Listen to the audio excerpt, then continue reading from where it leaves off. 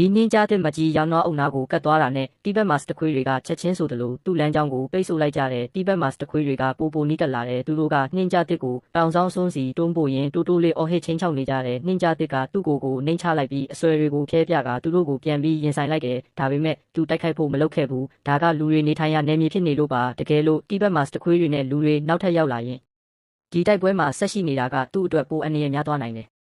ခဏတာအပြန်လန်ကြည့်နေပြီးနောက်မှာတော့နှင်းကြတဲ့ကကြောက်တုံးတွေရဲ့အရေးထဲကိုမြ ဆန်နောက်ဆုတ်သွားတယ်ဒါပေမဲ့သူမထွက်ခွာသွားခဲ့ပါဘူးသူရက်ပေါင်းများစွာအစာမစားရသေးပါဘူးအစာနှမှုကသူ့ကိုရန်နွားအုပ်ကိုနောက်တစ်ချိန်ပြန်ကြည့်ဖို့တွန်းအားပေးနေတယ်အရွယ်ရောက်ပြီးသားရန်နွားတွေကအရန်ကြီးမားတယ်သူတို့ရဲ့ချိုတွေနဲ့လေးလံတဲ့ခွာတွေကသူ့ကိုအလွယ်တကူထိခိုက်ဒဏ်ရာရစေနိုင်တယ်ဒါကြောင့်နှင်းကြတဲ့ကစိတ်ရှည်နဲ့စောင့်ဆိုင်ပြီးအားအနည်းဆုံးပြစ်မှတ်ကိုပဲရှာနေရတယ်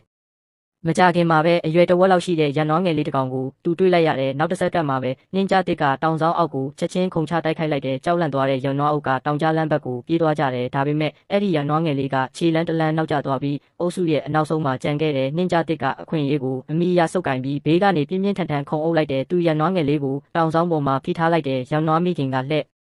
လာပြီးသူ့သားငယ်ကိုကယ်ဖို့ချက်ချင်းပြန်တိုက်ခိုက်လာတယ်။ဒါပေမဲ့နင်းကြတစ်ကသူဖမ်းမိထားတဲ့အကောင်အပေါ်မှာပဲဆက်ရှိနေပြီးဘယ်ကိုမှမသွားခဲ့ဘူး။ခဏတာအပြန်လန်ရင်ဆိုင်ပြီးနောက်မှာတော့ရန်နွားမိခင်ကနောက်ဆုံးမှရက်တန့်သွားတယ်။နင်းကြတစ်အတွက်တော့ဒါဟာသူအသက်ရှင်ဖို့လိုအပ်တဲ့အစားအစာတစ်ခုပါပဲ။နင်းကြတစ်ရဲ့နေမြေကကျွဲနွားကြောင်းတဲ့နေရာတွေနဲ့ထပ်တူကျလာတဲ့အခါမှာတော့တိုက်ခိုက်ခြင်းနဲ့ကာကွယ်ခြင်းအသက်ရှင်ခြင်းနဲ့ဆုံးရှုံးခြင်းတွေကဒီနင်းဖုံးနေတဲ့တောင်ပေါ်မှာပဲစုံတွေ့နေကြရတာပါ။